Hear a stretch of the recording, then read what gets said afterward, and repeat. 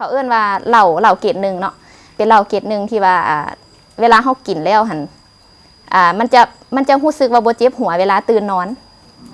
แล้วก็บ่เมาข้าง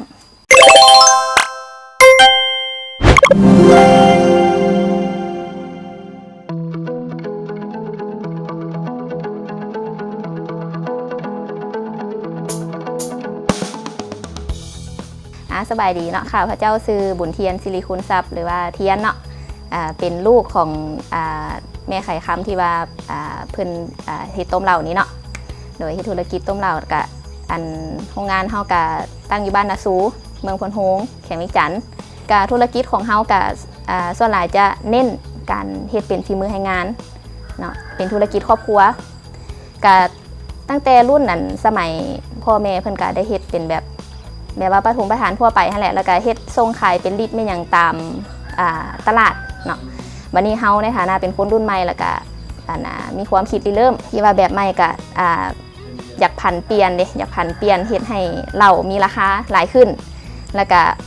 ใช้วิธีที่ว่าบ่คือไผนะบ่คือไผใช้วิธีแบบประถมประธานที่ว่าเพิ่นมีตั้งแต่กี้เพื่อว่าให้มันเกิดมีมูลค่าเพิ่มขึ้นจากที่ว่าสมมุติเนาะว่าเหล้าเพิ่นขายแต่ลิตร20,000แต่ว่าหลังจากที่เฮามาใส่ใจเรื่องคุณภาพเรื่องแพคเกจจิ้งเรื่องการตลาดแล้วเฮาก็สามารถอัพราคาให้มันขึ้นได้เป็นลิตร80-90 พันถ้าว่าใส่ในแพคเกจจิ้งดีๆใส่ในแก้วดีเป็นแพคเกจจิ้งงามๆก็ได้ราคาแสนปลายหา200,000สิเนาะ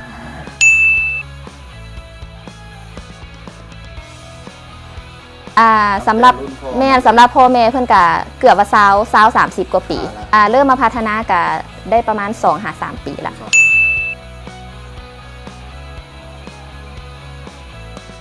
ผลตอบรับเฮาทำอิฐก็อยากว่าเมื่อย เพราะว่าเฮาก็เป็นอันใหม่เด้เนาะเป็นอันใหม่แล้วก็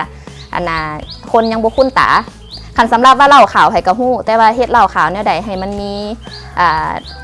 ซิกเนเจอร์มันดีๆนะเนาะเพิ่นก็แม่เป็นแบรนด์ของเฮาเองเป็นอันที่มียี่ห้อว่าซั่นซะมันก็ยังบ่มีเทื่อเฮาก็เลยได้อาศัยทางด้านการตลาดทั้งออฟไลน์แล้วก็ออนไลน์นำเนาะทางออนไลน์เฮาก็ทั้งเพจ Facebook ฝากขายนำเว็บไซต์สภาการค้าแล้วก็เว็บไซต์ของ Proudme บ่ที่ว่าเพิ่นสนับสนุนสินค้าโอดอปลาวนะเนาะแล้วก็ฝากขายอยู่ศูนย์การค้าห้างสรรพสินค้าต่างๆอยู่ในนครหลวงแล้วก็แข่งต่างๆที่ว่าเพิ่นให้ฝาก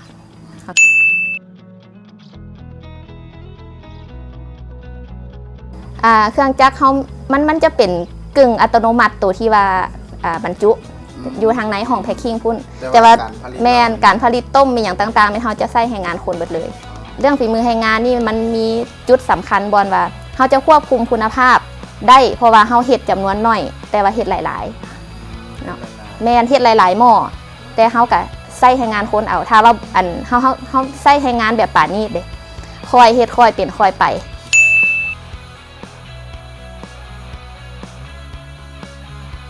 จุดเด่นๆเลยก็คือแป้งเหล่ามันเฮ็ดให้ก่อเกิดรสชาติเหล่าที่บ่คือไผล่ะแป้งหันแม่นเป็นสูตรดั้งเดิมเลยตั้งแต่คันเว้าล่ะก็ตั้งแต่ปี1800เกือบ200กว่าปีละสูตรแป้งตัวนี้นะ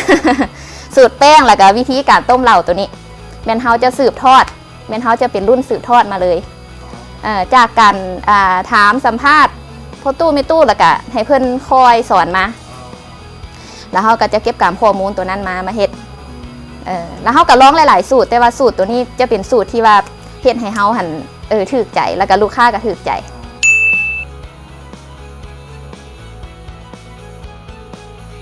แมนเพราะว่าดีกรีเหล้าที่ดีกับ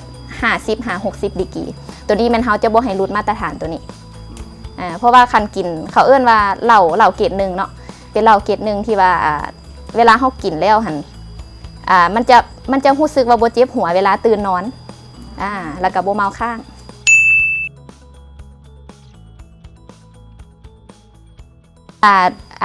เอาส่วนผสมกันเนาะส่วนผสมหลักๆของอันเหล้าเฮาก็เป็นข้าวเหนียวเนาะเหล้าเฮาเป็นเหล้าข้าวเหนียวเหล้าข้าวเหนียวโดยเฉพาะเลยแล้วก็เป็นเหล้าข้าวหอมมะลิสั้นดีเลยที่ว่าเฮาเอามานึ่งกินนี่นะที่ว่า10,000แสนปลายกีบนะเขาจะใส่ตัวนั้นเขาจะบ่ใส่ข้าวเปียนหรือว่าข้าวฮักแบบเหล้าทั่วไปเนาะ แล้วมันก็จะได้รสชาติที่แตกต่างแล้วก็นุ่มนวลต่อมาก็เป็นแป้งเหล่าที่ว่าเอาข้าวหอมมะลินี่แหละไปบดแล้วก็เอาไปใส่ส่วนผสมสมุนไพรอย่างต่างๆของเฮาแมนแล้วก็ออกมาเป็นแป้งเหล้าเนาะแล้วก็มาผสมกันแล้วก็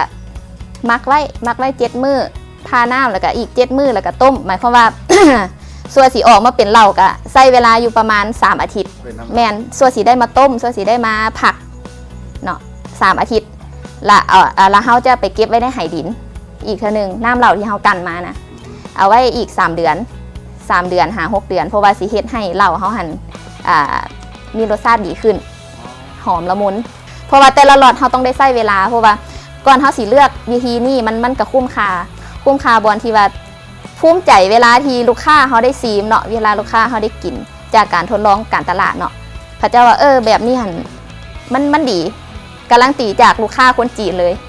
ที่ว่าเขาจะว่าสูตรนี้ดีสูตรนี้คัก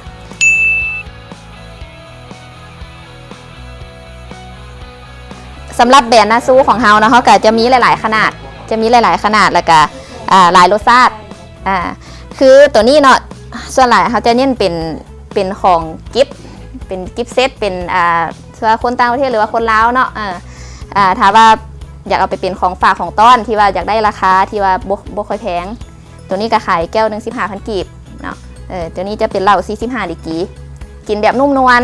ผูคออ่อนกินสบายๆเนาะตัวนี้แล้วตัวนี้หันเป็นแก้ว750ตัวนี้เป็นขนาด750 ml ตัวนี้จะเป็นดีกรี50 ดีกรีตัวนี้เนาะตัวนี้กับเพิ่นจะเป็น2 สีบอนที่ว่าตัวนี้เพิ่นจะกินแบบวิสกี้แต่ตัวนี้จะกินแบบโบนก้าแล้วสำหรับตัวนี้เป็นซิกเนเจอร์เฮาในตอนนี้ในปัจจุบันตัวนี้จะเป็นวิสกี้แต่ว่าเพิ่นจะเป็นหม้อน้อยนี่สำหรับตัวนี้มันจะเป็นหม้อธรรมดาหม้อใหญ่ตัวนี้เอิ้นว่าหม้อใหญ่ตัวนี้มันเฮาจะเน้นเป็นรูปแบบออกแนวต่างประเทศได้หน่อยนึงแต่ว่าก็รักษาเอกลักษณ์ลาวบอนให้เพิ่นออกแบบเนาะนาซูต้องซื้อ2 กล่องจังได้แคนรสชาติแตกต่างกันตัวนี้จะออกแนววิสกี้คือว่ามันจะได้รสชาติที่นุ่มหอมเนาะแต่ว่าตัวสีขาวตัวเหล้าขาวนี้เพิ่นจะเป็นรสชาติที่ว่าจวดแบบว่ารสชาติเหล้าบาดคอนะแต่ว่าของเขาจะบ่เป็นบาดคอแบบนั้นมันจะห้อนซื่อๆอาจจะต่างกันตัวหม้อน้อยนี่จะรสชาติแบบรู้สึกว่าจะจับจุดยากบางทีว่ามันจะละมุนไปเลยรสชาติจะแตกต่างกันแมนจะนุ่มกว่าจะดีกว่า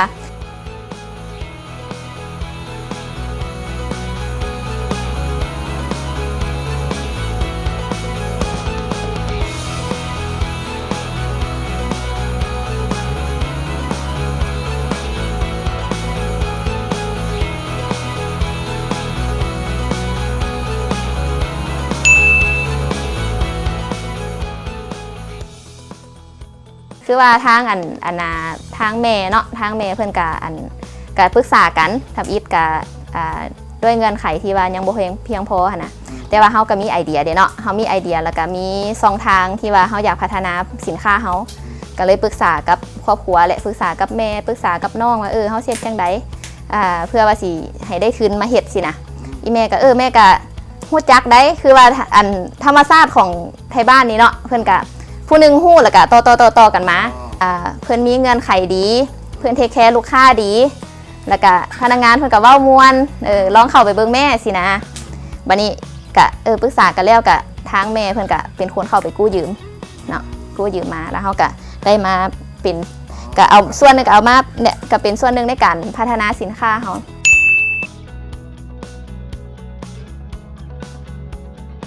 ก่อนที่ว่าเขาก่อนที่เขาจะได้เงินกู้ยืมจากพัฒนาเนาะเขาก็ยังบ่ทันได้ขยายหลายปานนี้หลังจากกู้เงินนำเพิ่นมาเขาก็มาซื้ออุปกรณ์เข้าเนาะมาซื้ออุปกรณ์เข้าต่างๆคือว่าถังดำบ่หม้ออย่างต่างๆมาพัฒนาเฮ็ดออกแบบอย่างก็ได้ถามเพิ่นก็ได้ถามการเคลื่อนไหวว่าเป็นจังใดธุรกิจอย่างจังใดหั่นแหละเนาะว่าเป็นจังใดแด่พัฒนาไปฮอดไสแล้วยอดขายเป็นจังใดก็ดีใจแล้วที่เพิ่นถามว่ายอดขายดีบ่เนาะ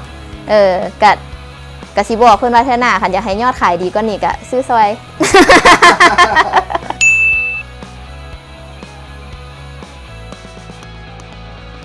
ติดต่อเบอร์โทรติดต่อกะ53โต09339เนาะแล้วก็เพจ Facebook ซื้อโฮงต้มเหล่าเล็กหนึ่งเขียนเป็นภาษาลาวเลยโฮงต้มเหล่าเล็กหนึ่งเจ้ากดไลค์กดแชร์เด้อผลิตภัณฑ์ลาวซอยกัน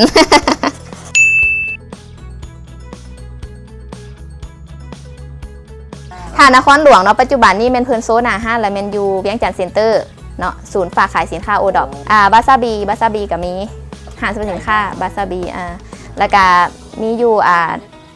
ไอเต็กเนาะโฮมไอเดีย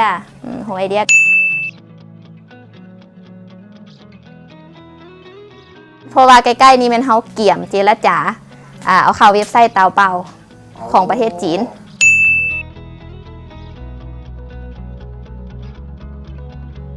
วันที่28ที่20หาวันที่28เนาะเดือน7นี่แมนเฮาจะได้เปิดบูธอยู่ศูนย์การค้าลาวไอเต็กอยู่ในงาน Make in ลาวกับผู้ใดได้ไปทางนั้นเนาะกับแวบูธเฮาได้เนาะ